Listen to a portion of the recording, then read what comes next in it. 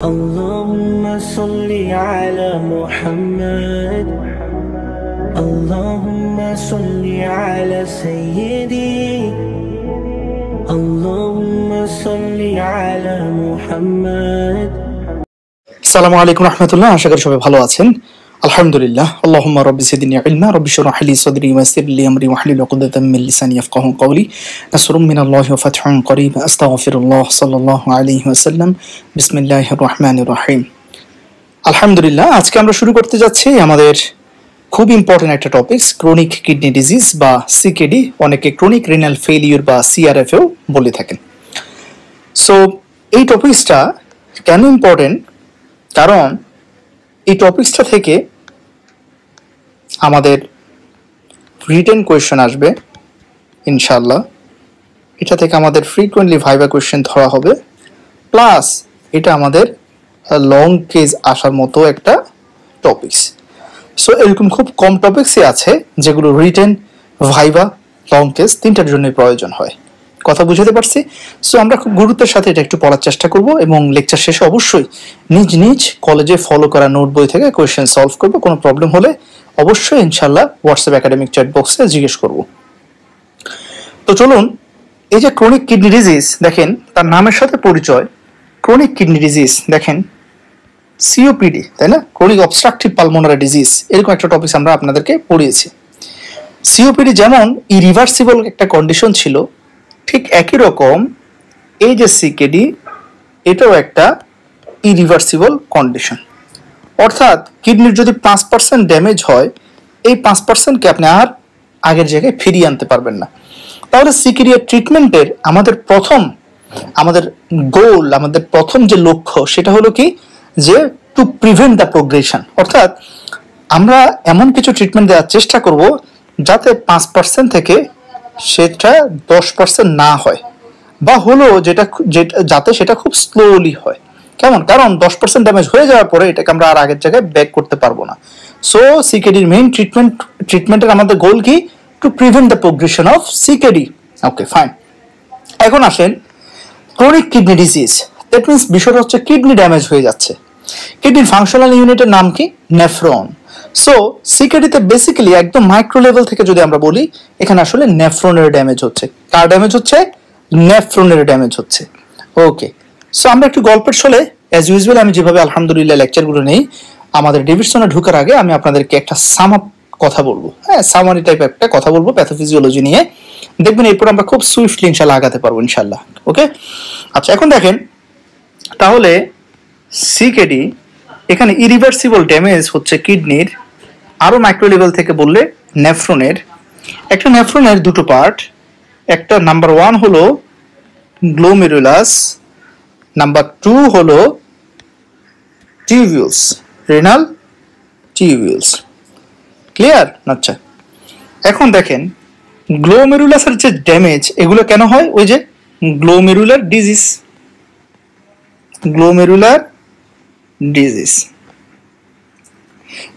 ডিজিজের কারণে glomerular injury হবে, glomerular damage হবে। তাহলে গ্লোমেরুলার ডিজিজ কয় ধরনের আছে? আবার 2 ধরনের। এক্স্যাক্টলি গত ক্লাসে জাস্ট আমরা পড়ালাম, নেফ্রাইটিক এবং নেফ্রোটিক। তাহলে এই যে নেফ্রোটিক এবং নেফ্রোটিক সিনড্রোম পড়িয়েছি আপনাদেরকে আলহামদুলিল্লাহ, তাহলে এটা হলো গ্লোমেরুলার ডিজিজ, এবং এই গ্লোমেরুলার ডিজিজ গ্লোমেরুলার ইনজুরি করবে, এবং এই গ্লোমেরুলার ইনজুরির কারণে পেশেন্টের এই ইনজুরিগুলো যদি ইরিভার্সিবল হয়, তাহলে সেটা আলটিমেটলি পেশেন্টকে কিসের দিকে নিয়ে যাবে? ক্রনিক কিডনি ডিজিজ বা ক্রনিক রেনাল ফেলিউরের দিকে নিয়ে যাবে। ওকে, আচ্ছা, রাইট হ্যান্ড সাইডে আমরা দেখতে পাচ্ছি আমাদের টিউবিউলস, রেনাল টিউবিউলস। তাহলে দেখেন টিউবিউলার যে ইনজুরি হবে, এটাকে আমরা বলি কি? টিউবিউলো ইন্টারস্টিশিয়াল ডিজিজ। টিউবিউলো ইন্টারস্টিশিয়াল ডিজিজ অর্থাৎ এখানে রেনাল টিউবিউলস যেটা, অর্থাৎ পিসিটি থেকে শুরু করে একদম কালেক্টিং টিউবিউলস পর্যন্ত, এই যে টিউবুলার স্ট্রাকচার, এগুলো কি হবে? এখানে ড্যামেজ হবে। এবং দেখেন এই যে একটা রেনাল টিউবিউল যদি আমি আঁকি, তাহলে তার আশেপাশে এই যে এখানে যে সকল প্যারেনকাইমার যে সকল টিস্যু থাকে, হ্যাঁ মানে রেনাল টিউবিউলসের সারাউন্ডিংসে আশেপাশে, এই যে এখানে অনেকগুলো সেল আছে না, হ্যাঁ সাপোর্টিং যে সকল টিস্যু থাকে এদেরকে আমরা বলি রেনাল ইন্টারস্টিশিয়াল টিস্যু বা রেনাল ইন্টারস্টিশিয়াম। এবং রেনাল ইন্টারস্টিশিয়ামের মেইন কাজ কি আপনারা জানেন, মেডুলারি ইন্টারস্টিশিয়াম বলি আমরা, তাই না? এই রেনাল ইন্টারস্টিশিয়ামের কাজ হচ্ছে এখানে সোডিয়াম এছাড়া আরো বিভিন্ন ইলেকট্রোলাইটস থাকে এবং তারা এখানে একটা হাই অসমোটিক প্রেসার এক্সার্ট করে এবং এই অসমোটিক প্রেসারের কারণেই আমাদের রেনাল টিউবিউলস থেকে কন্টিনিউয়াসলি কি অ্যাবজর্ব হয়, ওয়াটারগুলো অ্যাবজর্ব হয়। ফলে ইউরিন দিয়ে খুব সামান্য পরিমাণ অর্থাৎ 1 ml পার মিনিট, প্রতি মিনিটে মাত্র 1 ml ইউরিন বের হয়, আর বাকি 124 ml 125 ml এর মধ্যে 1 ml ইউরিন হয় আমি বলেছি, আর 124 ml পুনরায় ব্লাডে এই যে রিঅ্যাবজর্ব হয়ে যায়। তাহলে এই যে ওয়াটার রিঅ্যাবজর্পশন এটা করে কে, রেনাল ইন্টারস্টিশিয়ামের অসমোটিক হাই অসমোটিক প্রেসার, এটাকে আমরা বলি মেডুলারি ইন্টারস্টিশিয়াল অসমোটিক গ্রেডিয়েন্ট। আচ্ছা, এগুলো আপনারা জানেন। তাহলে দেখেন আলটিমেটলি সিকেডি মানে নেফ্রনের ইনজুরি, এবং এই ইনজুরিটা কি ধরনের ইনজুরি হবে, ইরিভার্সিবল ইনজুরি। তাহলে glomerular injury, nephritic nephrotic, tubular injury এটাকে আমরা বলছি টিউবুলো ইন্টারস্টিশিয়াল ডিজিজ, অর্থাৎ যে রেনাল টিউবিউলসের বিভিন্ন পার্ট ড্যামেজ হয়ে যাচ্ছে এবং ইন্টারস্টিশিয়ামে ইনফ্লামেশন হচ্ছে। ফাইন, আলহামদুলিল্লাহ, এই হচ্ছে ওভারঅল বিষয়গুলো। আচ্ছা, এখন দেখেন যদি যদি একটু ভালো করে দেখেন, যদি রেনাল টিউবিউলসে ইনজুরি শুরু হয় তাহলে রেনাল টিউবিউলসের কাজ কি ছিল? রেনাল টিউবিউলসের কাজ ছিল দুটো জিনিস, একটা হলো রিঅ্যাবজর্পশন আর একটা হলো অ্যাক্টিভ সিক্রেশন, তাই না? আচ্ছা, আর গ্লোমেরুলাসের কাজ ছিল একটাই, ফিল্ট্রেশন করা, তাই না? আপনারা জানেন। তাহলে গ্লোমেরুলাসের কাজ হচ্ছে ফিল্ট্রেশন করা, যেটাকে আমরা বলি কি জিএফআর, গ্লোমেরুলার ফিল্ট্রেশন রেট। আর সেই গ্লোমেরুলার ফিল্ট্রেটস থেকে পুনরায় ওয়াটার, ইলেকট্রোলাইটস, নিউট্রিয়েন্টস এগুলোকে আবার রিঅ্যাবজর্ব করে ফেলা এবং কিছু waste materials specially urea, nitrogenous যে সকল ওয়াস্ট সাবস্টেন্স আছে তাদেরকে পুনরায় আবার টিউবিউলসে অ্যাক্টিভ সিক্রেশন করা, এই কাজগুলো ছিল রেনাল টিউবিউলসের। এখন এখানে দেখেন, তাহলে যদি টিউবিউলসের ইনজুরি হয়, রেনাল টিউবিউলসের যদি ইনজুরি হয়, তাহলে রেনাল টিউবিউলসের ইনজুরি হওয়া মানে রেনাল টিউবিউলসের রিঅ্যাবজর্পশন ক্যাপাসিটি কমে যাওয়া। তাহলে রেনাল টিউবিউলসের যদি রিঅ্যাবজর্পশন ক্যাপাসিটি কমে যায়, তাহলে দেখেন যতটুকু গ্লোমেরুলার ফিল্টার্স তৈরি হচ্ছে, মনে করেন 125 ml তৈরি হলো, এই 125 ml থেকে উচিত ছিল 124 ml পুনরায় ব্লাডে রিঅ্যাবজর্ব করে ফেলা, টিউবিউলসের কাজ ছিল। কিন্তু টিউবিউলের ইনজুরি হওয়ার কারণে সে তার এই রিঅ্যাবজর্পশনটা করতে পারছে না। সো দেখা যাচ্ছে 124 ml এর জায়গায় সে মাত্র 100 ml রিঅ্যাবজর্ব করছে। ফলে দেখেন এখন ইউরিন আউটপুট প্রতি মিনিটে নর্মালি হওয়ার কথা ছিল 1 ml পার মিনিট, আর এখন হবে কত, 125 থেকে মাত্র 100 ml ব্লাডে পুনরায় ফিরে যাচ্ছে, রিঅ্যাবজর্পশন হচ্ছে। আর বাকি 25 ml পার মিনিটে ইউরিনের সাথে বের হয়ে যাচ্ছে। তাহলে এই পেশেন্টের ইউরিন আউটপুট সিকেডির আর্লি স্টেজে বাড়বে না কমবে? বাড়বে, এক্স্যাক্টলি। এই কারণে the earliest clinical features of CKD is নকচিউরিয়া।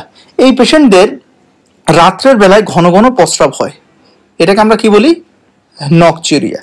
একটা জিনিস মনে রাখবেন, নকচিউরিয়া কিন্তু বিনাইন প্রোস্টেটিক হাইপারপ্লাসিয়া বা হাইপারট্রফি এখানে হতে পারে।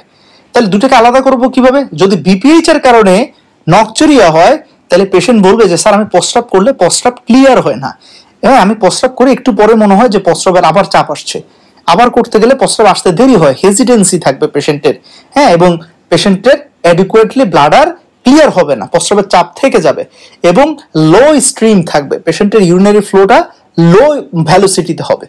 তাহলে এটা হচ্ছে বিপিএইচ এর সিমটম। হ্যাঁ, আবার দেখেন শুধু নকচিউরিয়া পেলে সিকেডি চিন্তা করা যাবে না।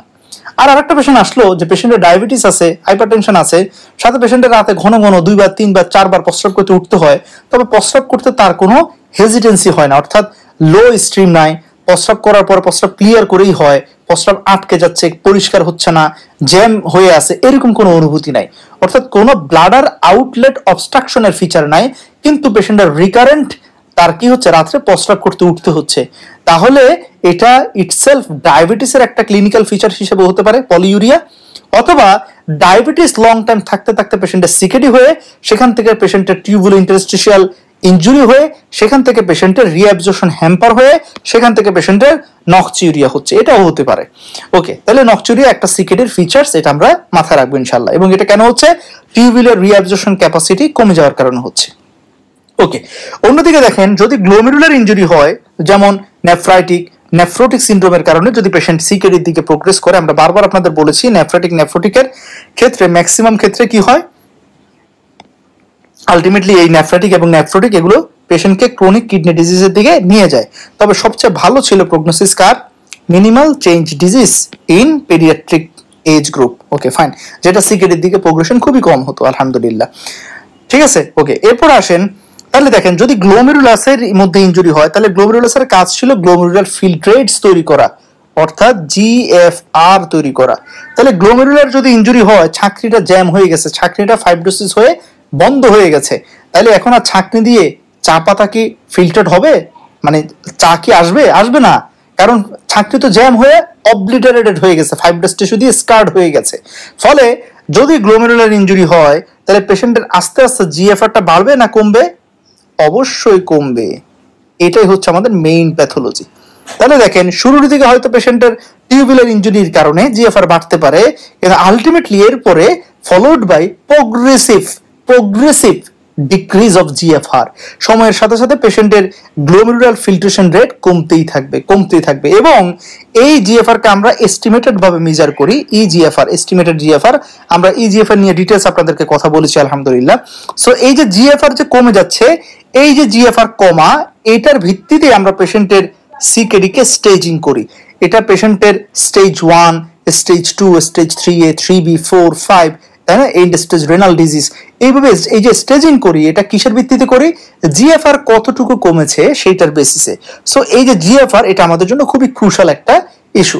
তাহলে জিএফআর কেন কমছে? গ্লোমেরুলার ইনজুরির কারণে, হ্যাঁ। এবং এই যে ফাংশনিং যে ফিল্ট্রেটিং ইউনিটস, গ্লোমেরুলাস হচ্ছে কি ফিল্ট্রেটিং ইউনিটস, যেটা দিয়ে জিএফআর তৈরি হতো, ইউরিন তৈরি হতো, সেটা এখন বন্ধ হয়ে গেছে, জ্যাম হয়ে গেছে ফাইব্রোসিস হয়ে। ফাইন, তাহলে এই হচ্ছে আমাদের মেইন গল্পটা। ওকে, এখন আসেন, এই যে গ্লোমেরুলার ইনজুরি হচ্ছে, এই যে টিউবুলার ইনজুরি হচ্ছে, তাই না, বিশেষ করে গ্লোমেরুলার ইনজুরি, এই গ্লোমেরুলার ইনজুরির জন্য দুটো কোমরবিডিটিস, দুটো রিস্ক ফ্যাক্টর বেশি ইম্পর্টেন্ট এবং আমাদের যে মানে ক্লিনিক্যাল সেটিং এ খুব কমনলি আমরা পাই। নাম্বার 1 হচ্ছে হাইপারটেনশন, অর্থাৎ হাইপারটেনশনের কারণে কি হয়? গ্লোমেরুলার ফিল্ট্রেটিং যে প্রেসার, হ্যাঁ, গ্লোমেরুলার ফিল্ট্রেটিং যে প্রেসারটা, অর্থাৎ আমাদের যে ক্যাপিলারি হাইড্রোস্ট্যাটিক প্রেসারটা হাইপারটেনশনের কারণে অনেক বেড়ে যায়, তখন ক্যাপিলারিগুলো রাপচার হয়ে যায়। এরপরে রাপচার হলে সেখানে ইনজুরি, সেখানে ইনফ্লামেশন, সেখানে ফাইব্রোসিস। তাইলে আলটিমেটলি কি হয়? ফাংশনিং গ্লোমেরুলাস গুলো কি হয়ে যায়? ফাইব্রোসিস দিয়ে অল্টার্ড হয়ে যায়। এটাকে আমরা কি বলি? যখন গ্লোমেরুলাস ফাইব্রোসিস হয়ে নষ্ট হয়ে যায়, মানে স্কার্ড হয়ে যায়, এটাকে আমরা বলি গ্লোমেরুলার স্ক্লেরোসিস। তাহলে দেখেন হাইপারটেনশনের কারণে গ্লোমেরুলাস ইনজুরি হচ্ছে, তাহলে এটাকে আমরা বলি হাইপারটেনসিভ নেফ্রোপ্যাথি। তাহলে দেখেন হাইপারটেনশনের কারণে গ্লোমেরুলার ইনজুরি হয়ে যে সিকেডি হয়, এটা হচ্ছে হাইপারটেনসিভ নেফ্রোপ্যাথি। আচ্ছা, ঠিক একইভাবে আমি আপনাদেরকে এই যে ডায়াবেটিস কি বলে, যে যখন আমি আপনাদেরকে নেফ্রোটিক সিনড্রোম পড়াচ্ছিলাম, তখন একদম বিস্তারিত বলেছি যে এই যে ডায়াবেটিসের কারণে, হাইপারগ্লাইসেমিয়ার কারণে অ্যাডভান্সড গ্লাইসেশন এন্ড প্রোডাক্টস তৈরি হয় এবং এই অ্যাডভান্সড গ্লাইসেশন এন্ড প্রোডাক্টস গুলো কি করে? গ্লোমেরুলার ইনজুরি, টিউবুলার ইনজুরি করে। ফলে এখানে একইভাবে যে গ্লোমেরুলাস ড্যামেজ হয়ে যাচ্ছে, টিউবুলস ড্যামেজ হচ্ছে, সেখান থেকে পেশেন্ট সিকেডি হচ্ছে। তাহলে এই যে ডায়াবেটিসের কারণে যে সিকেডির দিকে পেশেন্ট ধাবিত হচ্ছে, এটাকে আমরা কি বলি? Diabetic nephropathy. এবং ডায়াবেটিক নেফ্রোপ্যাথির আর্লিয়েস্ট ফিচার কি দেখে বুঝতে পারবো? এটা খুব ইম্পর্টেন্ট একটা ভাইভা কোয়েশ্চেন, যে স্যার পেশেন্টের ইউরিনে প্রোটিনিউরিয়া পাবো।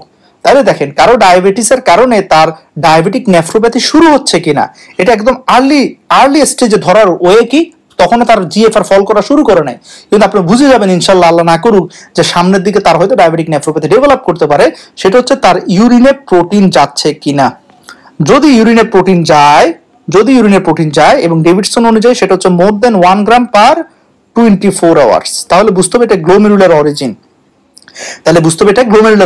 প্লাস আরেকটা জিনিস দেখে বুঝতে পারবেন যে পেশেন্টের ডায়াবেটিক নেফ্রোপ্যাথি হচ্ছে কিনা, সেটা কি? ইউরিন দিয়ে আরবিসি যাচ্ছে কিনা। মনে আছে আমি বলেছি? তাহলে এই আরবিসি কি যেন তেন আরবিসি, নাকি একটু তার স্পেশাল ক্যারেক্টারিস্টিক্স আছে? এক্স্যাক্টলি গ্লোমেরুলার আরবিসি হতে হবে, অর্থাৎ আপনাকে বুঝতে হবে যে আরবিসিটা গ্লোমেরুলার ক্যাপিলারি রাপচার হয়ে আসছে। তাহলে বুঝার উপায় কি বলেন? বুঝার উপায় হলো আমরা এই আরবিসিটাকে যখন মাইক্রোস্কোপি করব, ঠিক আছে, আমরা বলেছি ফেস কন্ট্রাস্ট ইউরিন মাইক্রোস্কোপি করব, তখন আমরা এটাকে কি দেখতে পাবো, ডিসমরফিক আরবিসি দেখতে পাবো। তাহলে কোনো ডায়াবেটিক পেশেন্টের ইউরিনে আমরা দুটো জিনিস সার্চ করব, একটা হচ্ছে ডিসমরফিক আরবিসি আছে কিনা, আরেকটা হলো তার প্রোটিনিউরিয়া মোর দেন 1 গ্রাম পার 24 আওয়ার্স, অথবা এসিআর ভ্যালু মোর দেন 70, এগুলো আগেই বলেছি আপনাদের, যদি থাকে মিলিগ্রাম পার মিনিমোল যদি থাকে, তাহলে আমরা এসিআর ভ্যালু অথবা প্রোটিনিউরিয়া এগুলোর প্রেজেন্স দেখে বুঝতে পারবো যে পেশেন্টের ডায়াবেটিসের কারণে ডায়াবেটিক নেফ্রোপ্যাথি শুরু হয়ে গেছে। তখন পেশেন্টের এই প্রোটিনিউরিয়া কমানোর জন্য আমরা একটা ড্রাগস দেই। এটা পারলে স্যাররা বেশি খুশি হবে যে আচ্ছা ধরো একটা ডায়াবেটিক পেশেন্টের প্রোটিনিউরিয়া হচ্ছে, এখন এই প্রোটিনিউরিয়া কমানোর জন্য তুমি কি ড্রাগস দিবা? আপনার আনসার হবে যে স্যার এসিই ইনহিবিটরস, অথবা এসি ইনহিবিটর যদি দেওয়া না যায়, কন্ট্রাইন্ডিকেশন থাকে, তাহলে এআরবি দিব। কারণ স্যার এই দুটো ড্রাগস সবচেয়ে ভালোভাবে প্রোটিনিউরিয়াকে কমাতে পারে, আর প্রোটিনিউরিয়া কমালে স্যার ডায়াবেটিক নেফ্রোপ্যাথির প্রোগ্রেশনটা স্লো হয়ে যাবে, ফলে পেশেন্টের সিকিউরিটিটা আস্তে আস্তে হবে। অর্থাৎ আপনি যদি এই ড্রাগসটা না দেন, তাহলে দেখা যাচ্ছে আল্লাহ না করুক তার 5-7 বছরে সিকিউরিটি মানে কি হয়ে গেছে, স্টেজ 5-এ চলে গেছে। আর আপনি যদি এই ড্রাগসটা দেন, দেখা যাচ্ছে 5 বছরের জায়গায় তার 15 বছরে সেটা স্টেজ 5 হচ্ছে। অর্থাৎ হবে কিন্তু স্লো হয়ে যাবে, প্রোগ্রেশন স্লো করে দিচ্ছি। হ্যাঁ, এই হচ্ছে আমাদের মেইন ব্যাপারটা। তাহলে দেখেন আমি একটার সাথে একটা মার্চ করে দিচ্ছি। তাহলে দেখেন হাইপারটেনসিভ নেফ্রোপ্যাথি, ডায়াবেটিক নেফ্রোপ্যাথি, ঠিক আছে, এটা শেষ। ওকে, তারপর আসেন গ্লোমেরুলার ডিজিজ, অনেকগুলো পড়েছি, নেফ্রাইটিক, নেফ্রোটিক। তাহলে এই যে গ্লোমেরুলার ডিজিজগুলো, এরও সিকিডির একটা কজ, তাই না? আচ্ছা, তারপর আপনাদের মনে আছে নেফ্রাইটিক সিনড্রোমের আন্ডার আমি আপনাদেরকে পড়িয়েছি ভাস্কুলাইটিস, তাই না? গ্লোমেরুলার যে ক্যাপিলারি, সেখানে যদি ইনফ্লামেশন হয়, সেই ইনফ্লামেশন থেকে হতে পারে। তাহলে ভাস্কুলাইটিস একটা কজ। তাহলে ভাস্কুলাইটিস কেন হয়? কানেকটিভ টিস্যু ডিজিজের কারণে, যেমন এসএলই থেকে ভাস্কুলাইটিস। তাহলে বিভিন্ন যে এই যে অটোইমিউন কানেকটিভ টিস্যু ডিজিজ, এগুলো আমার কি করতে পারে, সিকিউরি করতে পারে, তাই না? আচ্ছা, তারপরে আসেন কোনো কারণে যদি কারো রেনাল আর্টারি স্টেনোসিস থাকে, তাই না? আমাদের যে অ্যাবডোমিনাল অ্যাওর্টা থেকে রেনাল আর্টারি বের হয়, ওই রেনাল আর্টারি স্টেনোসিস যদি থাকে, তাহলে কিডনিতে ব্লাড ফ্লো কম যাবে। তাহলে কিডনিতে যদি ব্লাড ফ্লো কম যায়, ক্রনিক্যালি কিডনি কিসে সাফার করবে, ইস্কেমিয়াতে সাফার করবে, হাইপোক্সিয়াতে সাফার করবে। ফলে কিডনিতে ধীরে ধীরে কি হবে, ক্রনিক ইস্কেমিক হাইপোক্সিক ইনজুরি হবে। গ্লোমেরুলাস গুলো ব্লাড পেতে না পেতে, অক্সিজেন না পেতে পেতে ওরা কি হবে, হাইপোক্সিক ইনজুরি হয়ে ড্যামেজ হয়ে ফাইব্রোসিস হয়ে যাবে। টিবিউলস, রেনাল টিবিউলার সেলগুলো, এরা অক্সিজেনেটেড ব্লাড না পেতে পেতে ওরা কি হবে, ড্যামেজ হয়ে সেখানে স্কার টিস্যু তৈরি হয়ে যাবে, ঠিক আছে? তাহলে হাইপোক্সিক ইনজুরি হবে। তাহলে রেনোভাস্কুলার ডিজিজ, রেনাল আর্টারি স্টেনোসিস থেকেও সিকিডি হতে পারে। তাহলে এই হচ্ছে আমাদের ওভারঅল, মানে গ্রসলি যদি আমি একসাথে বলি, এই হলো আমাদের সেই ব্যাপারগুলো। এছাড়া কিছু কনজেনিটাল ডিজিজ আছে, কিছু কনজেনিটাল কজের কারণে সিকিডি হতে পারে। হ্যাঁ, শুধু নামটা জেনে রাখেন, যেমন পলিসিস্টিক কিডনি ডিজিজ, এলপোর্ট সিনড্রোম, এগুলোর কারণেও হতে পারে, ঠিক আছে?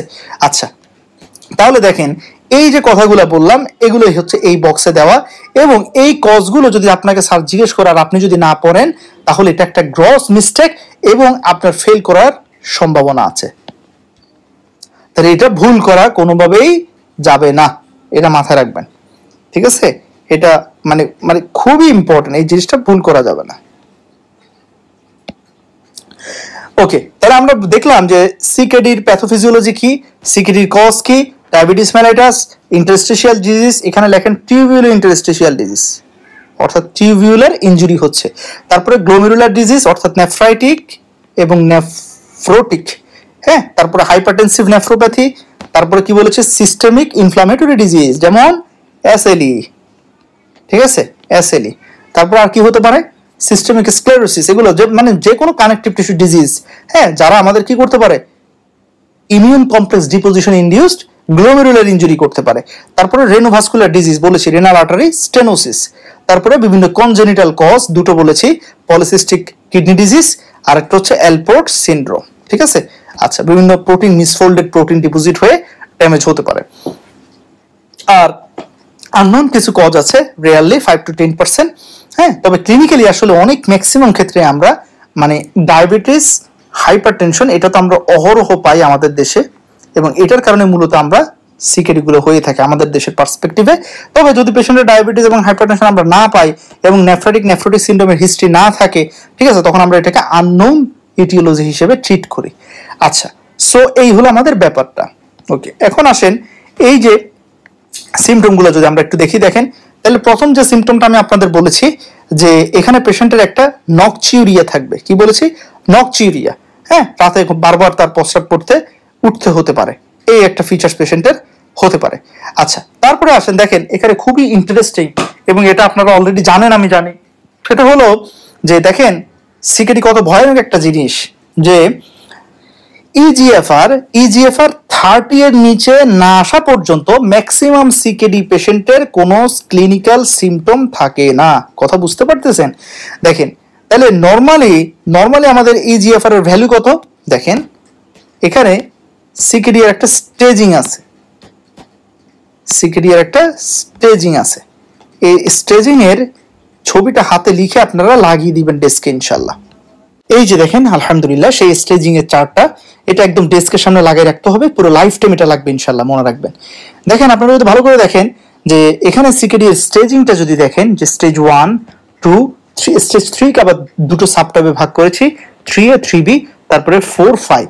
আচ্ছা, এখন ভালো করে একটু খেয়াল করেন যে ফার্স্ট সিম্পটম অফেন এট জিএফআর লেস দেন 20, এটা হচ্ছে এসবিএ এফসিবিস পার্ট 1 এর ফাইনাল ইয়ারের জন্য একটা মানে কি সিঙ্গেল বেসড অ্যান্সার, খুব ইম্পর্টেন্ট এটা, যে প্রথম মানে সিকেডি এর প্রথম পেশেন্টের সিম্পটম অ্যাপিয়ার করা শুরু করবে, ফার্স্ট সিম্পটম অ্যাপিয়ার কখন?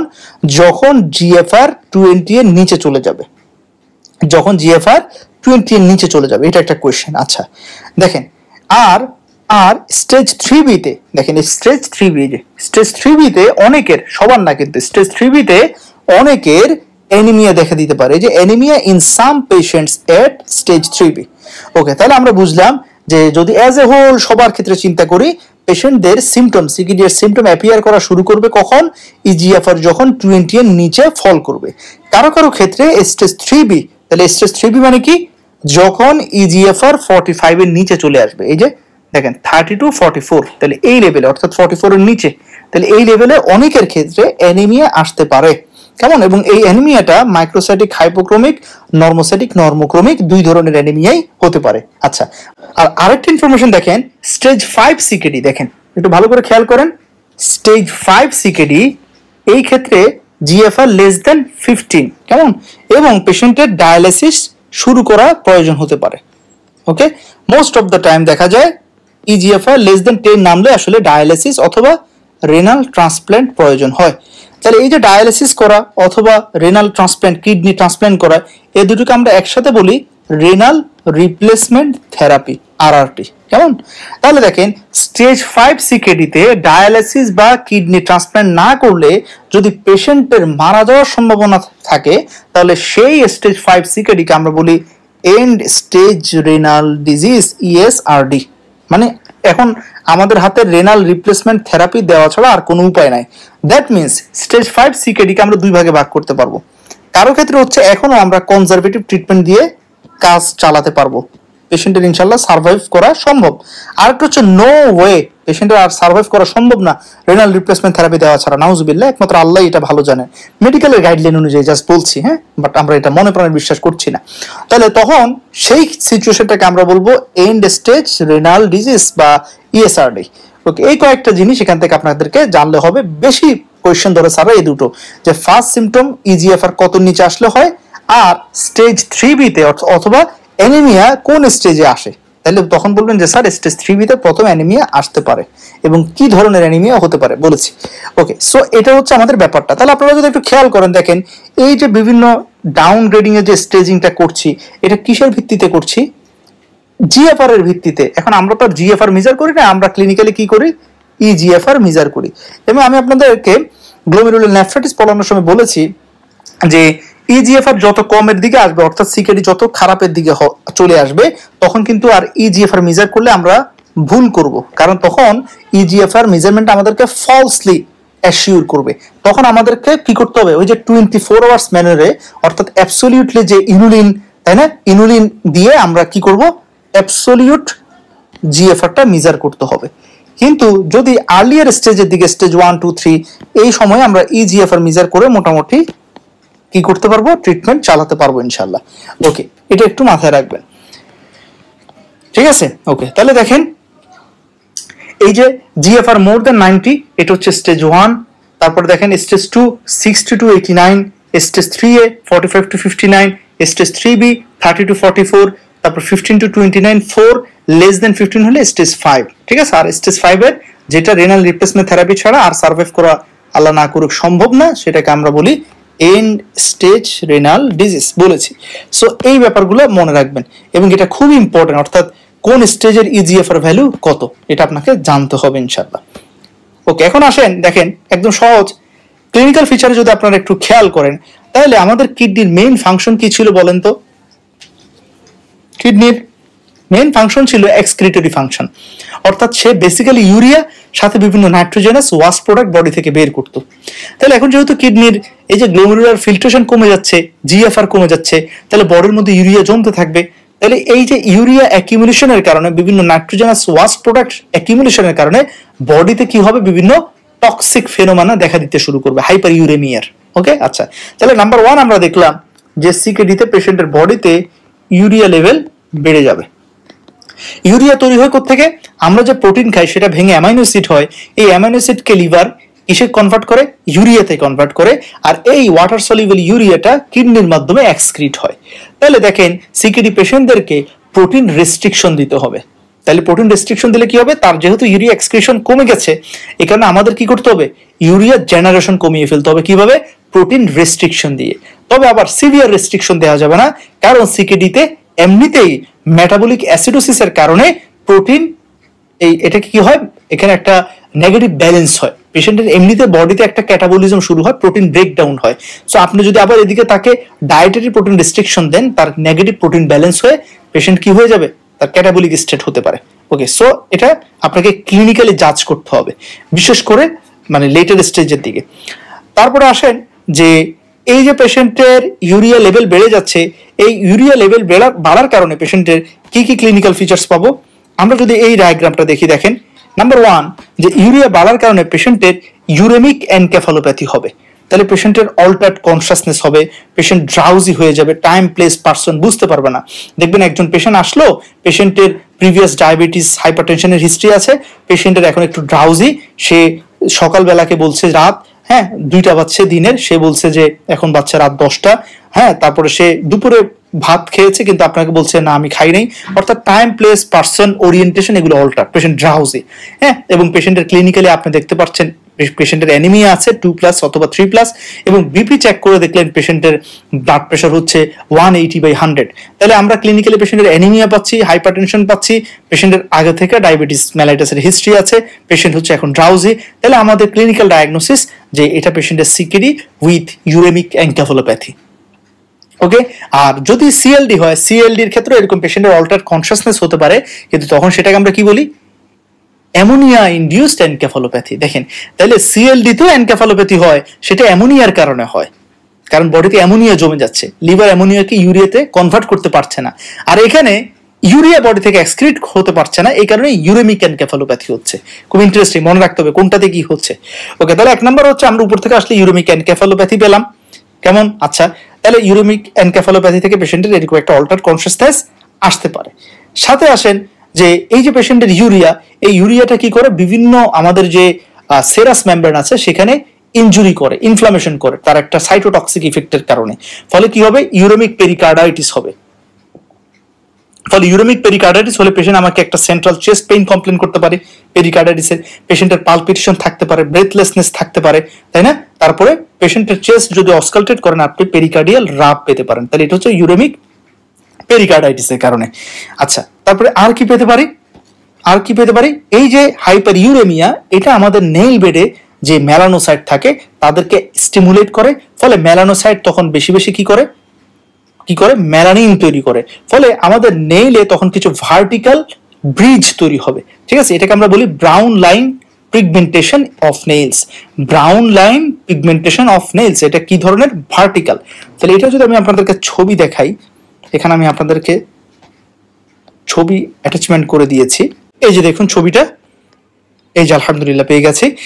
এই যে দেখেন পেশেন্টের যদি নেইলটা যদি আমরা একটু ভালো করে দেখি, দেখেন পেশেন্টের নেইলে কিছু ভার্টিক্যাল এই যে ব্রাউন পিগমেন্টেড রিজ, এই যে মানে ডিপ রিজ দেখা যাচ্ছে, এই যে ঠিক আছে, ওভারঅল একটা ব্রাউন পিগমেন্টেশন। ঠিক আছে, এবং এটা সচরাচর পাওয়া যায় না, খুব সিভিয়ার হলে এরকম অবভিয়াসলি আসলে আমরা ক্লিনিক্যালি পাই না। এই যে ভার্টিক্যাল একটা ব্রাউন পিগমেন্টেড ডিপ রিজ পাওয়া যায়। কমনলি আমরা এরকম পাই, ঠিক আছে। এটা দেখে অনেক সময় কি মনে হতে পারে, ফাঙ্গাল ইনফেকশন অর্থাৎ অনাইকোমাইকোসিস মনে হতে পারে, কিন্তু অনাইকোমাইকোসিস দেখলে বুঝবেন মানে নেইলটা ফ্র্যাজাইল হয়ে ভঙ্গুর হয়ে যাবে এবং নেইল এইজের দিকে বেশি হবে, কিন্তু এটা কিন্তু তেমন না। অর্থাৎ অনাইকোমাইকোসিস থেকে ডিফারেন্সিয়েট করা সম্ভব। আপনারা যদি অনাইকোমাইকোসিস দেখেন ইজিলি বুঝতে পারবেন ইনশাআল্লাহ, ঠিক আছে। তাহলে এটা আপনারা দেখলেন, ওকে আলহামদুলিল্লাহ। এখন আসেন যে সিকিউরিটি পেশেন্টদের দেখেন, এটা খুব ইম্পর্টেন্ট। ধরেন এরকম আমরা পেশেন্ট পাই চেম্বারে, যে একজন পেশেন্ট আপনার কাছে আসলেন যে পেশেন্টের গত 10 বছর ধরে ডায়াবেটিস মেলাইটাস এবং আনকন্ট্রোলড, পেশেন্ট ঠিকঠাক মতো আপনার ইনসুলিন নেন না বা ওরাল অ্যান্টি ডায়াবেটিক ড্রাগস ঠিক মতো খাচ্ছেন না, তার HbA1c হচ্ছে 11-12, হ্যাঁ, অর্থাৎ সহজ ভাষায় আনকন্ট্রোল ডিএম। সাথে পেশেন্টের আপনি যখন ব্লাড প্রেশার চেক করলেন দেখতে পাচ্ছেন তার হাইপারটেনশন আছে। ওকে, তাহলে পেশেন্টের ডুয়াল রিস্ক ফ্যাক্টর, হাইপারটেনশন সাথে হচ্ছে পেশেন্টের কি আছে, ডায়াবেটিস আছে, এবং পেশেন্টের জ্যানথেলাজমা দেখতে পাচ্ছেন, অর্থাৎ পেশেন্টের ডিসলিপিডেমিয়া আছে। Okay fine. এখন এই পেশেন্ট আপনার কাছে আসলো যে স্যার আমার সারা শরীর চুলকায়। আপনি ভালো করে যখন এক্সামিন করলেন যে পেশেন্টের আসলে মানে স্কিনে কোনো প্যাপিলোভেসিকুলার র্যাশ অর্থাৎ স্ক্যাবিস, টিনিয়া, কমন যে সকল স্কিন ম্যানিফেস্টেশন বা সোরিয়াসিস, অ্যাটোপিক ডার্মাটাইটিস এগুলো কিছু নেই, অর্থাৎ তার স্কিনে কোনো প্রবলেম ক্লিনিক্যালি নাই, কিন্তু পেশেন্টের ইচিং হচ্ছে। হ্যাঁ, কথা বুঝতে পারছি। তাহলে স্কিন ইনট্যাক্ট কিন্তু পেশেন্টের ইচিং হচ্ছে, তখন আপনাকে চিন্তা করতে হবে যে এই ইচিং এর পেছনে কোনো মেটাবলিক কজ থাকতে পারে। তার মানে এটা হতে পারে যে পেশেন্টের সিকেডি থেকে পেশেন্টের ইউরেমিয়া, ব্লাড ইউরিয়া লেভেল বেড়ে গেছে, এবং এই ইউরিয়া লেভেল বেড়ে গেলে সে মাস্ট সেলকে ইরিটেট করে, অ্যাক্টিভেট করে, তখন হিস্টামিন রিলিজ হয়, সেখান থেকে পেশেন্টের কি হতে পারে, প্লুরাইটিস হতে পারে। অথবা ইটসেলফ, মনে রাখবেন, মাথা রাখবেন, মাস্ট সেলকে স্টিমুলেট করা ছাড়াই ইউরিয়া ইটসেলফ সরাসরি আমাদের যে নসিসেপ্টর যেগুলো আছে মানে ইচিং রিসেপ্টরস তাদেরকে অ্যাক্টিভেট করে দেয়। ফলে কি হয়, সারা বডিতে নার্ভ এন্ডিং গুলো ইরিটেটেড হচ্ছে, ফলে পেশেন্ট বারবার শুধু চুলকাবে, ইচিং করবে। এবং এটা হচ্ছে মেইন এক্সপ্লেনেশন। কেন? কারণ যদি মাস্ট সেলকে স্টিমুলেট করতোই, মাস্ট সেল হিস্টামিন রিলিজ করতো, আর হিস্টামিন রিলিজ করলে পেশেন্টের কি হতো, আর্টিকেরিয়া, হিভিং, তাই না, হুইলি, এগুলো কি বিভিন্ন মানে আমরা এটাকে কি বলি, চাকা চাকা দেখতে পেতাম, কিন্তু এরকম তো আমরা দেখি না ক্লিনিক্যালি। সো বেসিক্যালি এখানে হলো এক্সক্রিয়েশনের মেইন কারণ হলো যে এই ইউরেমিয়া সরাসরি আমাদের নার্ভ এন্ডিংকে ইরিটেট করে, সেখান থেকে পেশেন্টের একটা ইচিং হতে পারে। তারপরে দেখেন ব্রুইজিং, পেশেন্টের বিভিন্ন জায়গায় বলবে যে স্যার আমার একটু চাপ লাগলেই চামড়ার নিচে কালো দাগ হয়ে যায়, রোগীরা এইভাবে বলে, এটা কি মানে স্কিনের রোগ, আমি কি স্কিন স্পেশালিস্ট দেখাবো? কিন্তু আসলে আপনি যখন ভালো করে দেখলেন যে এটা হলো আসলে কি ব্রুইজ, ইকাইমোসিস, এগুলো দেখতে পাচ্ছেন, মানে অর্থাৎ তার এখানে যে সাবকিউটেনিয়াস ব্লিডিং হচ্ছে, তার কারণ হলো ইউরিয়া প্লেটলেটের ফাংশনকে ডিফেক্ট করে দেয়। অর্থাৎ ইউরিয়া যখন ব্লাডে বেড়ে যায় তখন এই ইউরিয়া প্লেটলেটের উপরে কাজ করে প্লেটলেটের যে ক্লাম্পিং অ্যাক্টিভিটি, প্লেটলেট অ্যাক্টিভেশন হতে দেয় না। ফলে আপনার তো প্রতিনিয়ত ব্লিডিং হচ্ছে, কিন্তু সেটা একটু ব্লিডিং হলে সাথে সাথে ওইখানে প্লেটলেট কি করে, ক্লাম্প করে আমাদের থ্রম্বোসিস হয়ে, হিমোস্টেসিস হয়ে ওই জায়গাটা কি হয়, ব্লিডিং বন্ধ হয়ে যায়। কিন্তু তার ক্ষেত্রে সেটা হতে পারে না, ফলে তাদের ইজিলি ব্রুইজিং হয়, বডির বিভিন্ন জায়গায় কি দেখা যায়, ব্রুইজ দেখা যায়, ইকাইমোসিস দেখা যায়। ওকে, তারপরে আসেন দেখেন এখানে যেহেতু পেশেন্টের পেরিকার্ডাইটিস হয়, বললাম এই যে ইউরেমিক পেরিকার্ডাইটিস হয়, তাহলে আমি আপনাদেরকে বলেছি যে পেরিকার্ডাইটিস যখন হয় তাহলে পেরিকার্ডাইটিস হলে পেরিকার্ডাইটিসের ইনফ্লামেশনের কারণে পেশেন্টের কি হবে, পেরিকার্ডিয়াল ইফিউশন হবে, এক্স্যাক্টলি পেরিকার্ডিয়াল স্পেসে এক্সুডেটিভ ফ্লুইড অ্যাকিউমুলেশন হবে। তাহলে পেরিকার্ডিয়াল ইফিউশন যদি হয় তাহলে হার্ট ভালো করে কি করতে পারবে না, এক্সপান্ড করতে পারবে না, ডায়াস্টল করতে পারবে না। তাহলে হার্ট যদি ডায়াস্টল করতে না পারে তাহলে হার্টে সুপিরিয়র ভেনা ক্যাভা, ইনফেরিয়র ভেনা ক্যাভার মাধ্যমে ভেনাস রিটার্ন হতে পারবে না। আচ্ছা, এখন দেখেন তো ভেনাস রিটার্ন যদি না হয় তাহলে পেশেন্টের আপনার যারা সুস্থ আছে তাদের ক্ষেত্রে, নর্মাল হেলদি ইন্ডিভিজুয়ালের ক্ষেত্রেও দেখা যায় কি যে যখন আমরা ডিপ ব্রেথ নেই, অর্থাৎ আমরা যখন বড় প্রশ্বাস নেই, মানে বুক ভরে প্রশ্বাস টেনে নেই, অক্সিজেন টেনে নেই, লাংস যখন ইনফ্লেট করে, ইনহেলেশন করি, তখন কি হয়, আমাদের সিস্টোলিক ব্লাড প্রেশার কমে যায়। তবে সেটা কত, 10-এর কম। কথা বুঝতে পারছি? অর্থাৎ সিস্টোলিক ব্লাড প্রেশার মনে করেন নর্মালি ছিল 130, আমরা যখন বড় করে বুক ভরে একটা প্রশ্বাস নিলাম তখন দেখা যাচ্ছে সেটা হয়ে যাচ্ছে 122 অথবা 125, অর্থাৎ কিছুটা কমে যাবে, কিন্তু সেটা 10-এর বেশি কমবে না। আচ্ছা, তার কারণ হচ্ছে দেখেন এটা আলাদা, আসলে আমি একটা ছোট আমার লেকচার ক্লিপ আছে ইউটিউবে পাবেন, তারপর আমি একটু ব্রিফলি বলে দিই। দেখুন আমি যদি এখানে একটা হার্ট আঁকার চেষ্টা করি, দেখেন আমরা যখন ডিপ ব্রেথ করি তখন, অর্থাৎ ডিউরিং ইন্সপিরেশন রাইট হার্টে ব্লাড ফ্লো বেড়ে যায়, ডিউরিং ইন্সপিরেশন রাইট হার্টে ব্লাড ফ্লো বাড়ে, আর ডিউরিং এক্সপিরেশন লেফট হার্টে ব্লাড ফ্লো বাড়ে, তাই না? আচ্ছা, সো এটা আমরা এখন বলছি না। তাহলে দেখেন এখন এখানে বেশি বেশি ব্লাড আসছে, বেশি বেশি ব্লাড আসছে। আচ্ছা, এখন এই ব্লাডগুলো যখন এখানে বেশি বেশি আসবে, ওরা দেখেন ওরা এখানে জায়গা করে নেওয়ার জন্য ওরা কি করবে, এই যে ইন্টারভেন্ট্রিকুলার সেপ্টাম একে কি করবে, ধাক্কা দিবে। ফলে ইন্টারভেন্ট্রিকুলার সেপ্টামটা একটু কোন দিকে সরে যাবে, লেফট ভেন্ট্রিকুলার দিকে সরে যাবে, দেখেন জায়গা করে দেওয়ার জন্য।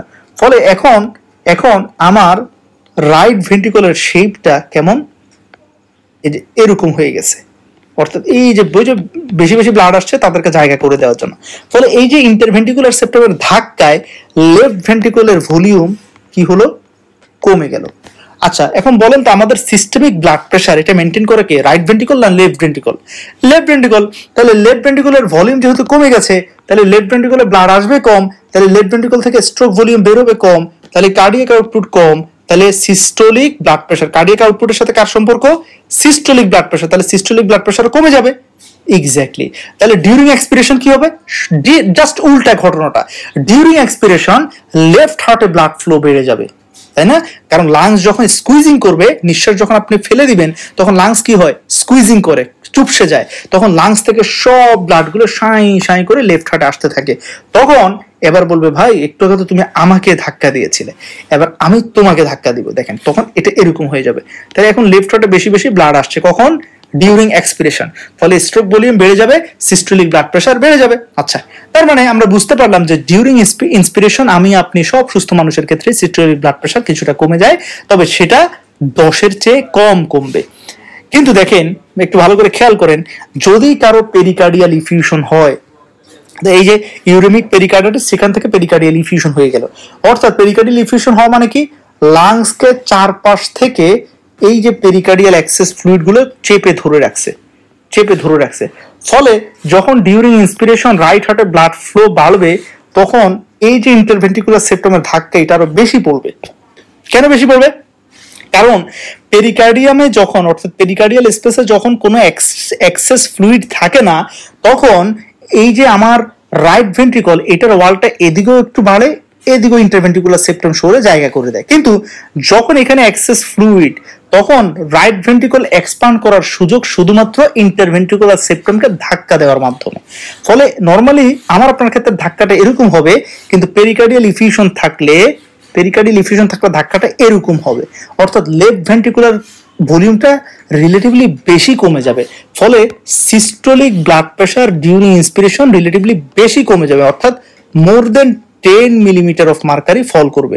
দেখা যাচ্ছে নর্মালি আপনি পাচ্ছেন 130, ডিউরিং ইন্সপিরেশন তার বিপি হয়ে যাচ্ছে 115। সো এটাকে আমরা বলি পালসাস প্যারাডক্সাস। হ্যাঁ, পালসাস প্যারাডক্সাস। এই যে কখন পাবো, পেরিকার্ডিয়াল টেম্পোনেট, অর্থাৎ হিউজ পেরিকার্ডিয়াল ইফিউশন যখন হবে তখন সেটাকে আমরা কি বলি, পেরিকার্ডিয়াল টেম্পোনেট। কেন হচ্ছে, ডিউ টু পেরিকার্ডাইটিস। পেরিকার্ডাইটিস কেন হচ্ছে, due to hyperuraemia. Hyperuraemia কেন হচ্ছে, ডিউ টু সিকেডি। সিকেডিতে কেন হাইপার ইউরেমিয়া হচ্ছে, due to decrement of eGFR বা গ্লোমেরুলার ফিল্ট্রেশন রেট। আলহামদুলিল্লাহ। সো এখানে মুখস্থ করার কিছু দেখার নাই। ওকে, এখন আসেন, মানে জাস্ট আপনি বেসিকটা বুঝলে বাকি সব আপনি পারবেন। তাহলে সো পালসাস প্যারাডক্সাস আলহামদুলিল্লাহ শেষ। এখন আসেন আবার একই কথা, সেই মানে পেরিকার্ডিয়াল ইফিউশন দিয়েই, পেরিকার্ডাইটিস দিয়েই। তাহলে যেহেতু এখন হার্ট ভালো করে এক্সপান্ড করতে পারছে না, তাহলে হার্টে ভেনাস রিটার্ন বাড়বে না কমবে।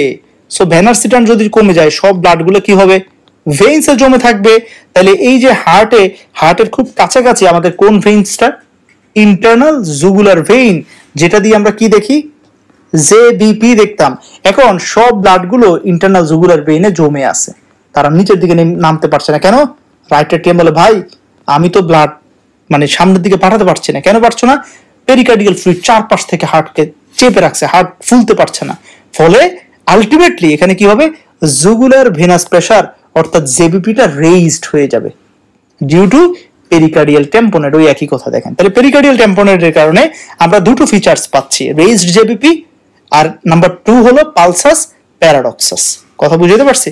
ওকে, এখন আসেন সিকেডিতে পেশেন্টের মেটাবলিক ইফেক্ট কি হয়। সিকেডিতে পেশেন্টদের মেটাবলিক ইফেক্ট হচ্ছে, ইম্পর্টেন্ট মেটাবলিক ইফেক্ট দুটো। নাম্বার ওয়ান পেশেন্টের এখানে মেটাবলিক অ্যাসিডোসিস হয়। নাম্বার 2 এখানে পেশেন্টের হাইপার ক্যালেমিয়া হয়। হাইপার ক্যালেমিয়া হয়। কেন হয় দেখেন, আমরা যদি একটা এক্সট্রা পেজ নেই, মনে রাখবেন আমাদের যে রেনাল টিউবিউলস, এই যেখানে যদি আমি একটা রেনাল টিউবিউলস আঁকি, অর্থাৎ এই একটা টিউবিউলস দিয়ে আমি আপনাকে বুঝাচ্ছি PCT, DCT, collecting tubules, loop of Henle. হ্যাঁ, আচ্ছা। সো আমাদের রেনাল টিউবিউলস এর মেইন কাজ কি? মেইন কাজ হলো, আমাদের রেনাল টিউবিউলস এর মেইন কাজ হলো যে এই যে ইউরিনের সাথে H+ বের করে দেওয়া, আর রেনাল টিউবুলার লুমেন থেকে ব্লাডে বেশি বেশি বাইকার্বনেটকে রিঅ্যাবজর্পশন করা।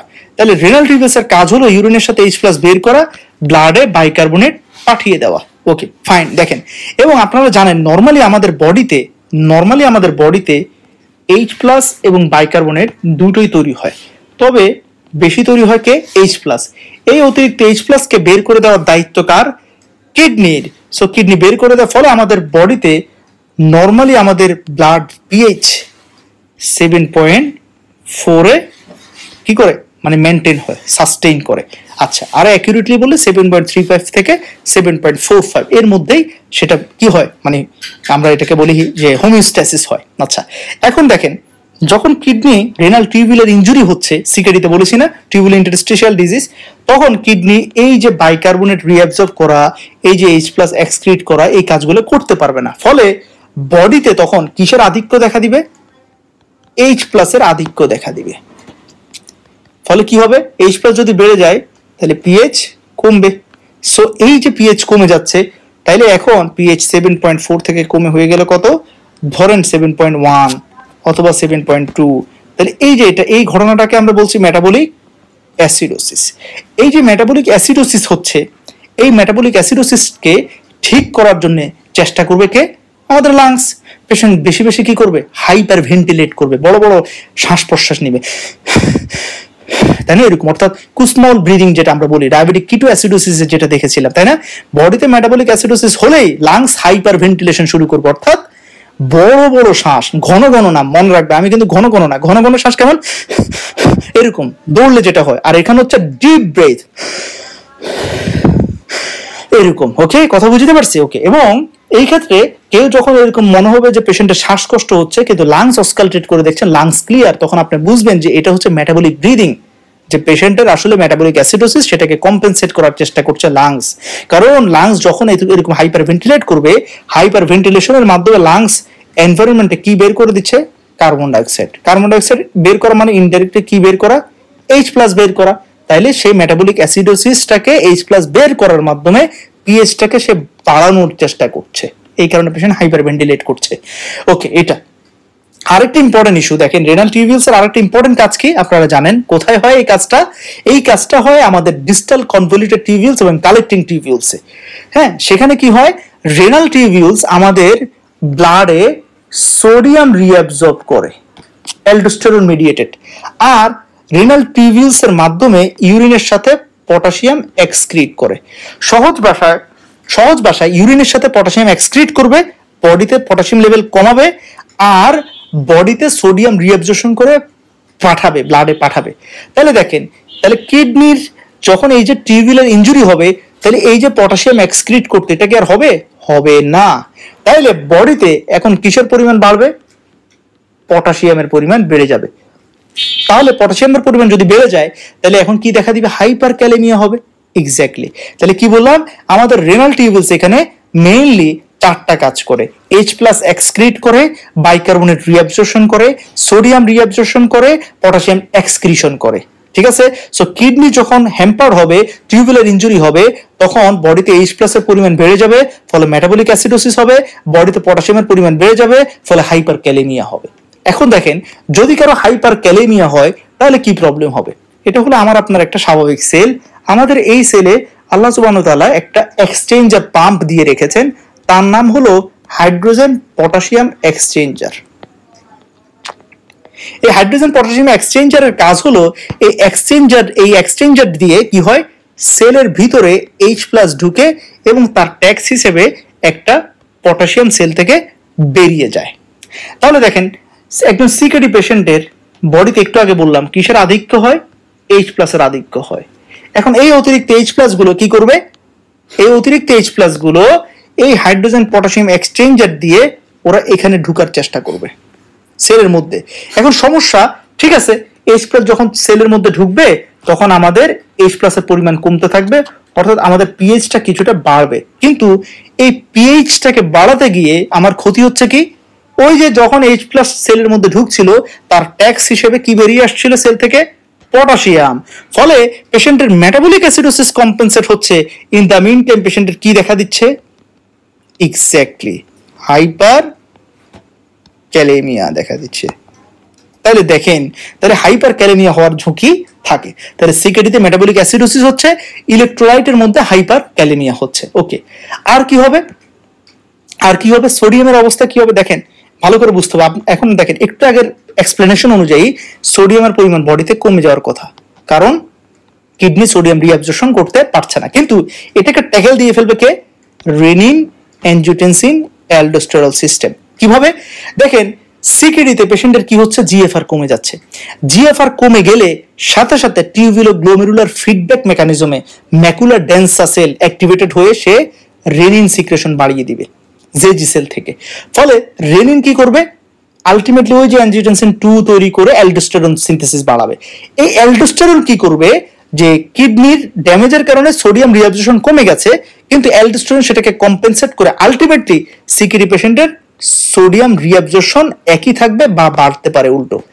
হ্যাঁ, ওই যে কেন, over activation of RAS renin angiotensin aldosterone system, কেন, due to decrement of GFR. তাহলে জিএফআর কমার কারণে রাস অ্যাক্টিভেশন হচ্ছে, রাস অ্যাক্টিভেশন হলে সোডিয়াম রিঅ্যাবজর্পশন বাড়বে। সোডিয়াম রিঅ্যাবজর্পশন কি একা হবে না, সাথে সে কাকে রিঅ্যাবজর্ব করবে, ওয়াটারকে। ফলে পেশেন্টের বডিতে কিসের মানে ওভারলোড হবে, এখন ফ্লুইড ওভারলোড। তাহলে দেখেন, একদিকে রাস পাথওয়ে ফ্লুইড রিটেনশন বাড়ছে, আরেকদিকে এমনিতে ছাঁকনি সব নষ্ট হয়ে গেছে, জিএফআর কমে গেছে।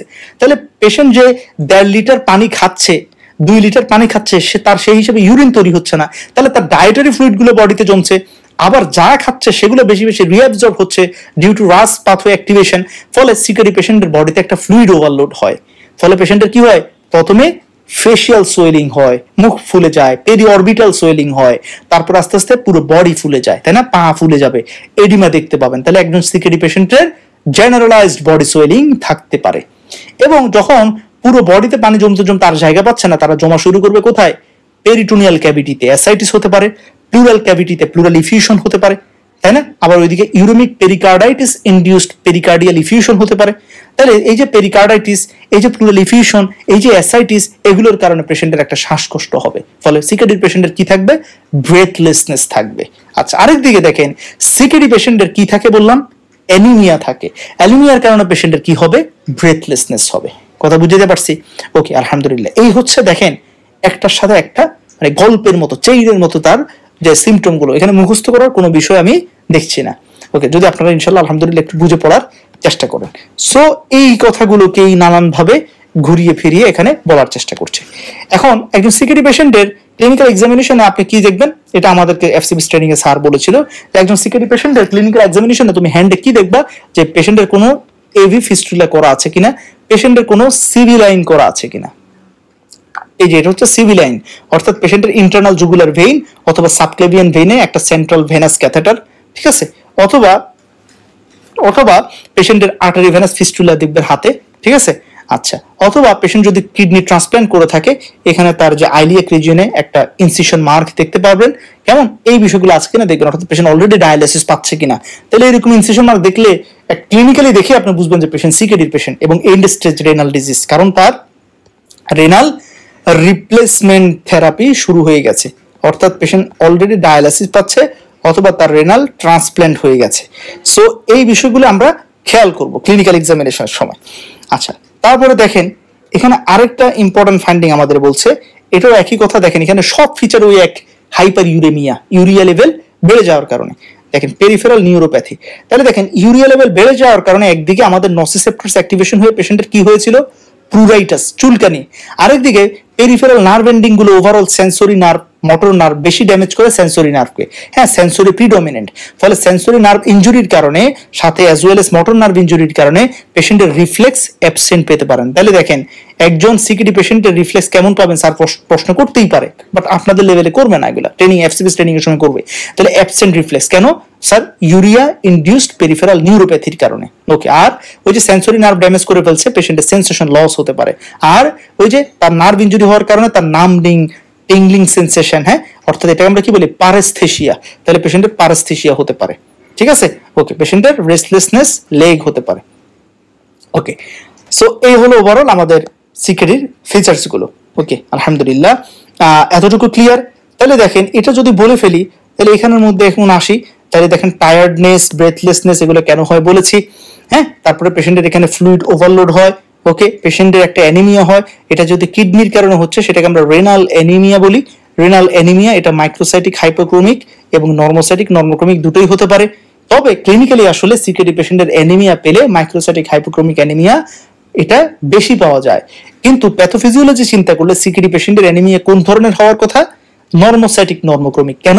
কারণ সিকেডিতে যেহেতু কিডনি ড্যামেজ হয়ে যাচ্ছে, ফলে কিডনি থেকে এরিথ্রোপোয়েটিন রিলিজ কমে যাচ্ছে, আর এরিথ্রোপোয়েটিন রিলিজ কমলে এরিথ্রোপোয়েসিস কমে যাবে।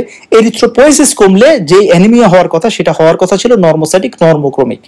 কিন্তু মনে রাখবেন কোন সিকেডি পেশেন্টের অ্যানিমিয়া পেলে অবশ্যই আগে আপনাকে পেশেন্টের আয়রন ডেফিসিয়েন্সি অ্যানিমিয়া আছে কিনা সেটা দেখতে হবে, হ্যাঁ। এখন আয়রন ডেফিসিয়েন্সি অ্যানিমিয়া কিভাবে হয়? এই যে দেখেন সিকেডি পেশেন্টদের এগুলো তাদের এই যে বডিতে যে পয়জনাস টক্সিন জমা হচ্ছে, এটার কারণে পেশেন্টদের কি হয়? অ্যানোরেক্সিয়া হয়, লস অফ অ্যাপেটাইট হয়। তাহলে পেশেন্টদের ডায়েটারি ইনটেক কমে যায়, সে আয়রন কন্টেনিং ফুড কম খায়, মাছ গোশত এগুলো কম খায়, ফলে পেশেন্টের একটা কি হয়? আয়রন ডেফিসিয়েন্সি থাকতে পারে। মোর ওভার পেশেন্টের এখানে ক্রনিক ব্লিডিং হয়। ক্রনিক ব্লিডিং কেন হয়? ওই যে ইউরিয়া ইনডিউসড প্লেটলেট ডিসফাংশন, ফলে পেশেন্টের জিআই হ্যামোরেজ হতে পারে, পায়খানার সাথে ব্লাড যাচ্ছে, স্কিনে ব্রুইশ হচ্ছে, হ্যামোরেজ হচ্ছে, বললাম না একটু আগে। ফলে এই যে এগুলোর কারণে পেশেন্টের কি হয়? এখানে আয়রন ডেফিসিয়েন্সি অ্যানিমিয়াও থাকতে পারে। এ কারণে কোনো সিকেডি পেশেন্টের যদি অ্যানিমিয়া পান, আগে তার আয়রন প্রোফাইল করবেন, পেশেন্টের পিবিএফ দেখবেন যে মাইক্রোসাইটিক হাইপোক্রোমিক অ্যানিমিয়া আছে কিনা পিবিএফ এ, আর আয়রন প্রোফাইলের আয়রন ডেফিসিয়েন্সি অ্যানিমিয়ার ফিচার্স আছে কিনা, ফেরিটিন কম কিনা, এগুলো যদি থাকে তাহলে পেশেন্টকে আগে আপনি কি করবেন? আয়রন সাপ্লিমেন্টেশন করবেন। পেশেন্টকে আগে আয়রন সাপ্লিমেন্টেশন করবেন, হয় ওরালি না হলে আইভি আয়রন দেওয়ার পরে তার আয়রন কারেকশন করার পরে এরপরে আপনি পেশেন্টের যদি অ্যানিমিয়া কারেকশন না হয় তখন আপনি পেশেন্টকে এরিথ্রোপোয়েটিন ইনজেকশন দেন, সাবকিউটেনিয়াস এরিথ্রোপোয়েটিন ইনজেকশন পাওয়া যায়। কিন্তু আপনি যদি আয়রন ডেফিসিয়েন্সি কারেক্ট না করে এরিথ্রোপোয়েটিন ইনজেকশন দেন, এটা পেশেন্টের উপকারের চাইতে ক্ষতি করবে, টাকা নষ্ট হবে, কোনো বেনিফিট পাবেন না। এটা বারবার এখানে বলে দিচ্ছে। তাহলে আপনাকে প্রশ্নটা স্যার কিভাবে করবে? প্রশ্ন করবে আচ্ছা একজন সিকিউরিটি পেশেন্টের অ্যানিমিয়া তুমি কিভাবে কারেক্ট করবে? আপনার অ্যান্সার কি হবে? সবাই অ্যান্সার দিয়ে দেবে স্যার এরিথ্রোপোয়েটিন ইনজেকশন দিব। না, অ্যান্সার কি হবে? যে স্যার প্রথমে আমি দেখবো পেশেন্টের আয়রন ডেফিসিয়েন্সি অ্যানিমিয়া আছে কিনা, যদি থাকে আগে আয়রন ডেফিসিয়েন্সি অ্যানিমিয়া ট্রিট করব, আয়রন সাপ্লিমেন্ট দিব, তারপরে স্যার আমি এরিথ্রোপোয়েটিন ইনজেকশন দিব, উইকলি বা যেভাবে প্রসিডিউর অনুযায়ী দিব। ঠিক আছে, এই হলো ব্যাপারটা। ওকে, তারপরে আসেন পেশেন্টের এই যে টক্সিন গুলো জমার কারণে বলেছি urea, hyperuraemia, nitrogenous waste product, এগুলোর কারণে পেশেন্টের যে অ্যানোরেক্সিয়া, হ্যাঁ, তারপরে নজিয়া, আর অ্যানোরেক্সিয়ার কারণে খাবার কম খাবে, এবং এখানে পেশেন্টের কি হয়? ওই যে মেটাবলিক অ্যাসিডোসিসের কারণে পেশেন্টের প্রোটিন ব্রেকডাউন হয়, সেখান থেকে পেশেন্টের ওয়েট লস হতে পারে, আবার খাবার কম খাচ্ছে সেখান থেকে পেশেন্টের ওয়েট লস হতে পারে। ঠিক আছে, তাহলে এই হচ্ছে ব্যাপারটা। সাথে পেশেন্টের ভমিটিং, ওই যে ইউরিয়া আমাদের ভমিটিং সেন্টারকে অ্যাক্টিভ করবে, সাথে পেশেন্টের হিককাপ কেন হয়? এই যে ইউরিয়াটা ডায়াফ্রামকে ইরিটেট করে, তখন ডায়াফ্রামের সাডেন রিদমিক কন্ট্রাকশন যখন হয় তখন হিককাপ, এই যে ঢেকুর হওয়া বারবার, হ্যাঁ হিককাপটা হওয়া। দেখেন তাহলে কোন সিকিউরিটি পেশেন্ট হিককাপ নিয়ে আসলে আর্জেন্ট কি টেস্ট করা উচিত? ব্লাড ইউরিয়া লেভেল চেক করা উচিত, এবং আপাতত ট্রিটমেন্ট আমরা কি দিই? ব্যাকলোফেন 10 mg এটা আমরা দিতে পারি, হ্যাঁ, অর্থাৎ মাসেল রিল্যাক্সেন্ট আর কি, স্কেলেটাল মাসেল রিল্যাক্সেন্ট আমরা দিতে পারি। আচ্ছা, সো এই হলো আমাদের ব্যাপারগুলো, আশা করি এতটুকু আপনাদের আলহামদুলিল্লাহ ক্লিয়ার। আচ্ছা, এখন আসেন যে তাহলে আমরা ওভারঅল বুঝে গেছি যে একজন সিকিডি পেশেন্টের ক্লিনিক্যাল, বায়োকেমিক্যাল এগুলো কি ধরনের ফিচার হয়। আরেকটা জিনিস যেটা যদি আপনাকে জিজ্ঞেস করি, তাহলে আমরা ইলেকট্রোলাইটের ক্ষেত্রে বলেছি পটাশিয়াম বাড়বে, সোডিয়াম নর্মাল বা বাড়তে পারে। আর ক্যালসিয়ামের কি হবে? অবশ্যই, ভেরি গুড, সবাই বলছেন ক্যালসিয়াম কমে যাবে। কেন?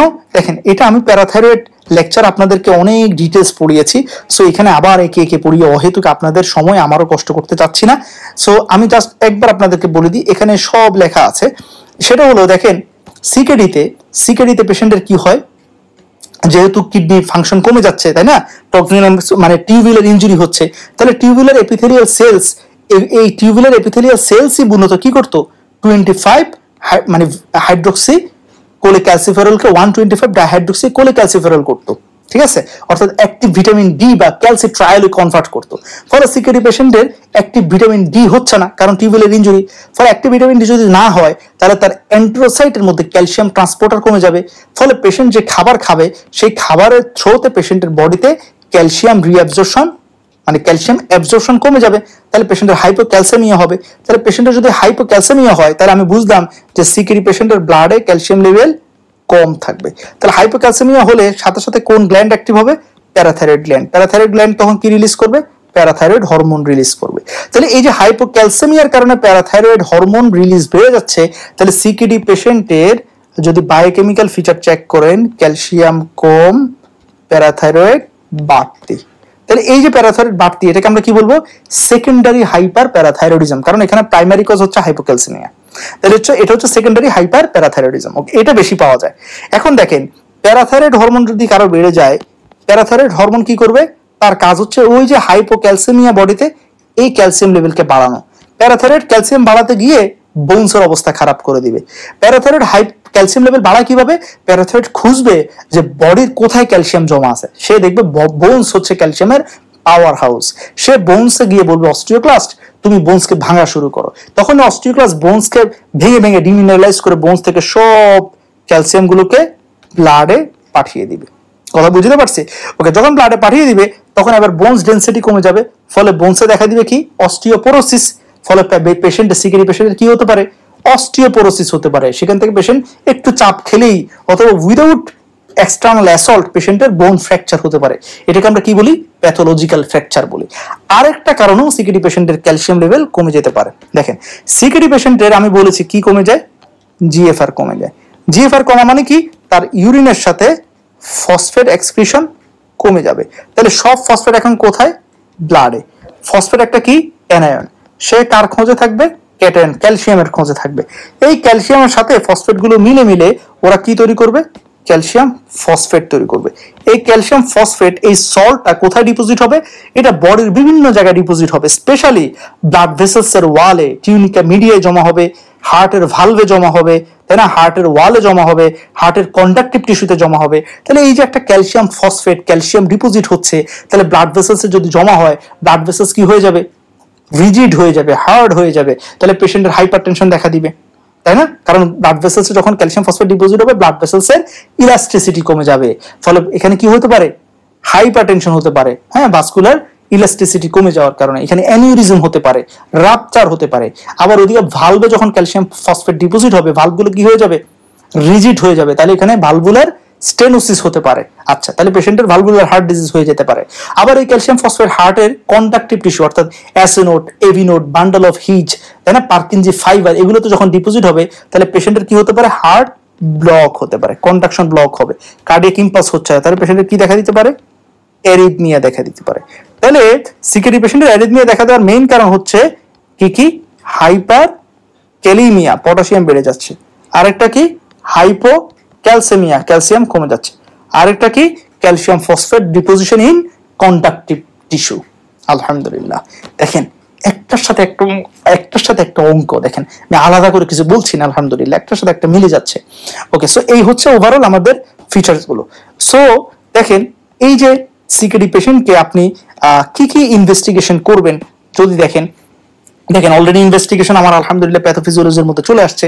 আমরা সিরাম ক্রিয়েটিনিন করব, তাহলে ক্রিয়েটিনিন বাড়বে, জিএফআর কমবে, তাই না, জিএফআর কমা দেখেই তো আমরা স্টেজিং করব। ইউরিন অ্যানালাইসিস যদি করি, ইউরিনে কি সার্চ করব?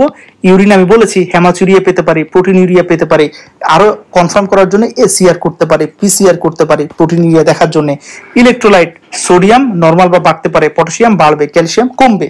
তবে এই যে প্যারাথাইরয়েড হরমোন রিলিজ হতে হতে অতিরিক্ত পরিমাণে প্যারাথাইরয়েড হরমোন যদি রিলিজ হয়, তখন তারা বোনস থেকে ক্যালসিয়াম টানতে টানতে দেখা যাবে সিকেডি পেশেন্টের উল্টো হাইপার ক্যালসিমিয়া হচ্ছে।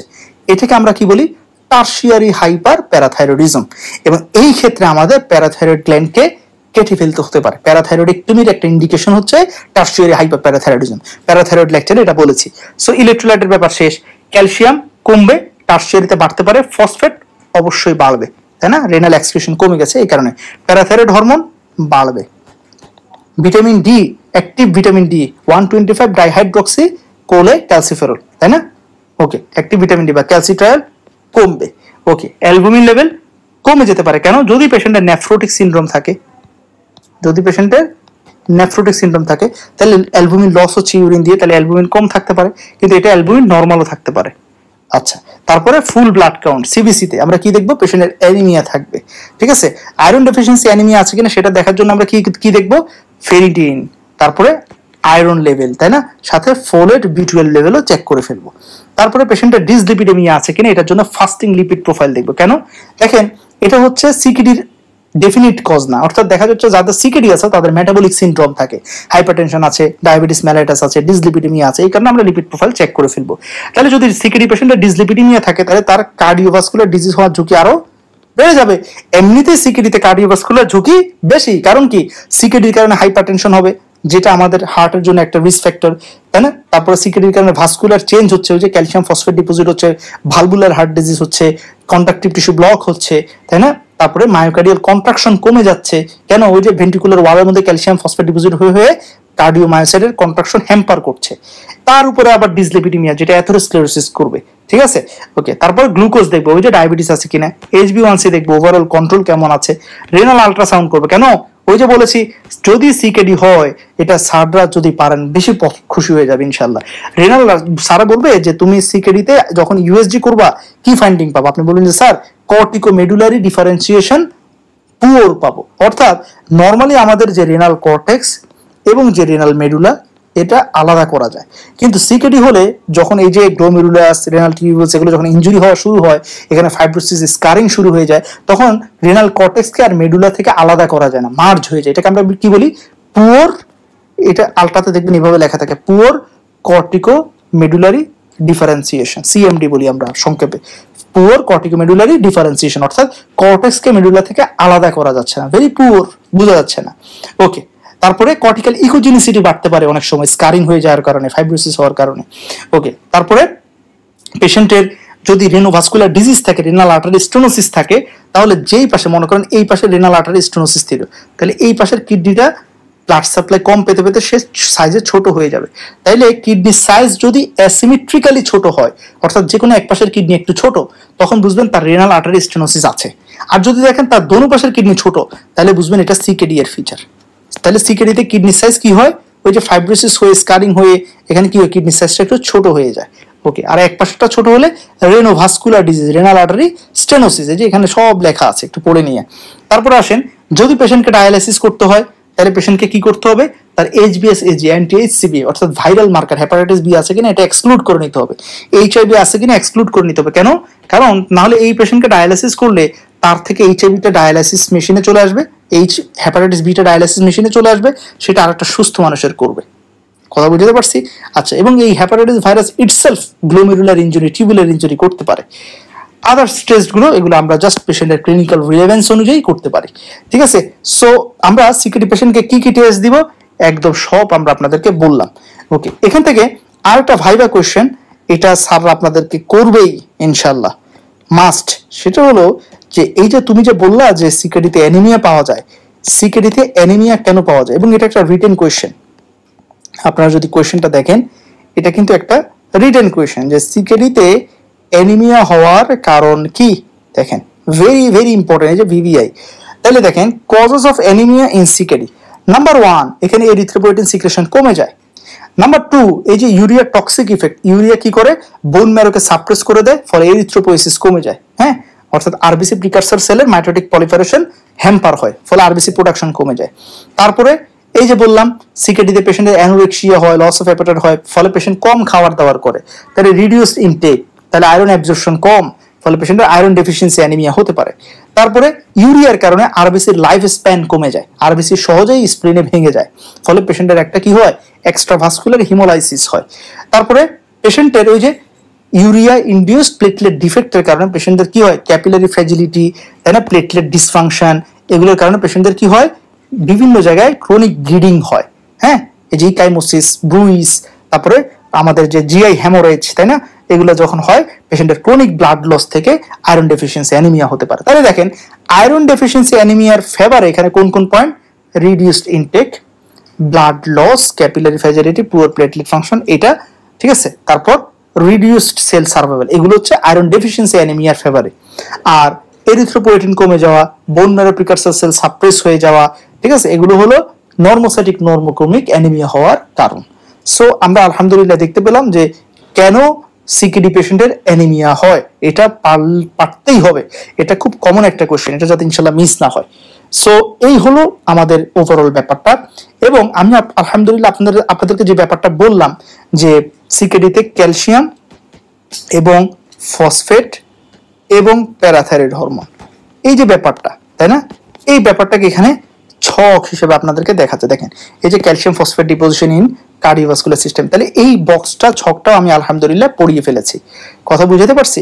ওকে, সো এখানে একটা জিনিস সেটা একটু বলি। দেখেন এটা হলো যে এই যে যখন বডিতে সিকেডি পেশেন্টের বডিতে যখন ফসফেট বেড়ে যায়, এই ফসফেটটা আমাদের অস্টিওব্লাস্টকে স্টিমুলেট করে, বোনসের অস্টিওব্লাস্টকে স্টিমুলেট করে। তখন অস্টিওব্লাস্ট থেকে একটা ফ্যাক্টর রিলিজ হয়, তার নাম হলো FGF23। FGF23 মানে কি? FGF23 মানে হলো যে ফাইব্রোব্লাস্ট গ্রোথ ফ্যাক্টর 23, এই যে ফাইব্রোব্লাস্ট গ্রোথ ফ্যাক্টর 23। এই FGF23 এটা সরাসরি আমাদের কাকে স্টিমুলেট করে? প্যারাথাইরয়েড গ্ল্যান্ডকে স্টিমুলেট করে। ফলে প্যারাথাইরয়েড গ্ল্যান্ড থেকে তখন বেশি বেশি কি রিলিজ হয়? প্যারাথাইরয়েড হরমোন রিলিজ হতে পারে। হ্যাঁ, এগুলো লেখা আছে ওখানে। সো এইভাবেও এখানে পিটিএইচ বাড়ে। তাহলে একটা হলো হাইপোক্যালসেমিয়া, আরেকটা হলো যে elevated FGF23 release from osteoblast osteocyte. Okay, এটা তাহলে এই দুটোর কারণে সিকেডি পেশেন্টের পিটিএইচ লেভেল বেড়ে যায় বডিতে, কেমন? আচ্ছা, ফাইন, আলহামদুলিল্লাহ। আচ্ছা, সো আলহামদুলিল্লাহ আজকে এতটুকু থাকুক। নেক্সট ক্লাসে আমরা ইনশাল্লাহ ট্রিটমেন্ট নিয়ে কথা বলবো, অর্থাৎ সিকেডিতে আমরা কি ট্রিটমেন্ট করব, ট্রিটমেন্টের ক্ষেত্রে আমাদের গোল কি, এইম কি, আমরা কি কি মানে পার্সপেক্টিভ চিন্তা করবো ইনশাল্লাহ। সবাই ভালো থাকবেন, সুস্থ থাকবেন। আল্লাহ হাফেজ। আসসালামু আলাইকুম রহমতুল্লাহ।